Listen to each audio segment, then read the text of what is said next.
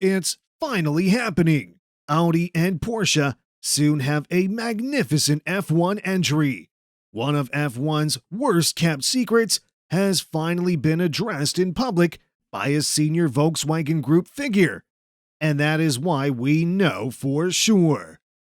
This week, CEO Herbert Diess has addressed publicly that Porsche and Audi have decided, with the VW Group support, that they are finally entering F1. Okay, this probably won't bring an end to all of this talk about the Audi or Porsche F1 project that has been triggered for a few years now, and many of you watching would still think that you'll only believe it when you see them on the grid racing. But this is not just speculation anymore, folks, or VW taking baby steps towards F1 entry. It's about time to take it seriously, as we're about to explain. Decision finally made. Earlier this month, the VW Group Supervisory Board's meeting ended without a final decision on whether Audi and Porsche should commit to the F1 project in 2026.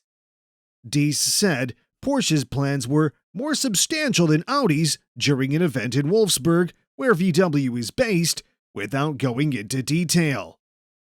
Volkswagen's actions would most likely take two forms. The first will see Porsche team up with Oracle RedBull Racing to replace Honda as the engine supplier, while the Japanese manufacturer will continue to help the race team through the 2022 season. RedBull Powertrains, the race team's power unit subsidiary, was created. F1 insiders claim that Porsche is working on a partnership with RedBull. This team would run as RedBull Porsche, with Porsche partnering with the team's engine division, which has been established to design and manufacture the beverage brand's power unit for the new engine regulations due in F1 in 2026. Audi will come in as a team and has been associated with buying out an existing entrant. It's said that it has held discussions with McLaren, Sauber, Aston Martin, and Williams. The Volkswagen Group has toyed with the idea of entering F1 for decades without ever really committing.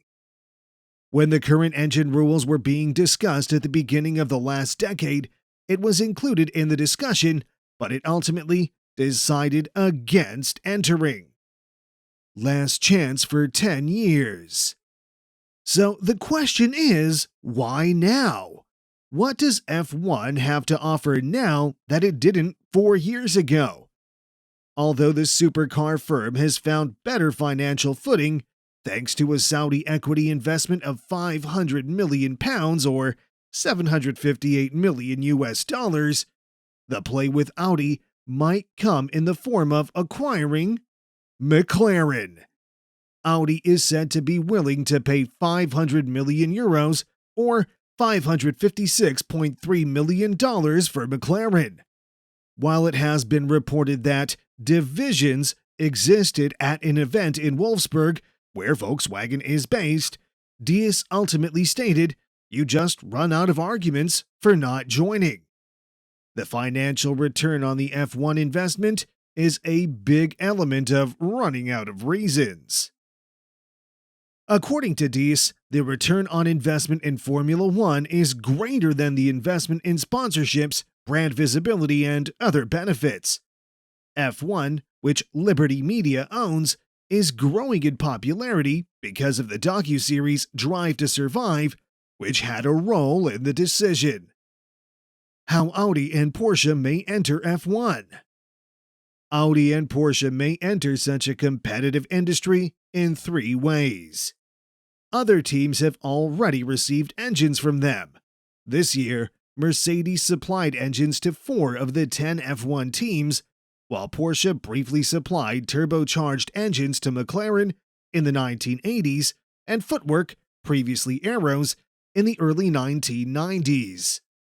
Buying an existing team and using that platform for their engineering, or launching a dedicated factory team, like Ferrari's, would require hundreds of millions of dollars in research engineering, and other investments, not to mention years of time refining the new technology for a race, are both better options. Both companies' spokespeople declined to answer questions about whether joining F1 entails forming a team or if they would instead offer engines and technology to others. Bloomberg earlier claimed that Porsche is considering providing power units to RedBull. Porsche's plans, while unannounced, are quite concrete, according to Herbert Diess, CEO of parent company Volkswagen AG. Audi's ideas are less developed but progressing, according to Diess. According to some estimates, Audi may pay $556.3 million to buy McLaren as a way to break into the market. Avoiding Honda's mistake. The entrance of the Volkswagen brands, according to Rossi, is, in theory, great, but only provided it does not hurt long-term suppliers. "I think it's nice, and I think it's good for the sport," he said of the two brands' possible arrival. However, there are a handful of aspects to which we must pay close attention.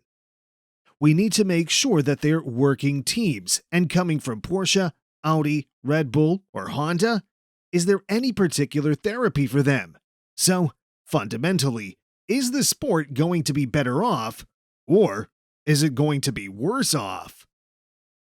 Porsche has created an augmented reality function collaborating with the startup Viscopic to help minimize mistakes when constructing electric drives. The artificial intelligence (AI) solution aids in installing electric vehicle (EV) drive systems.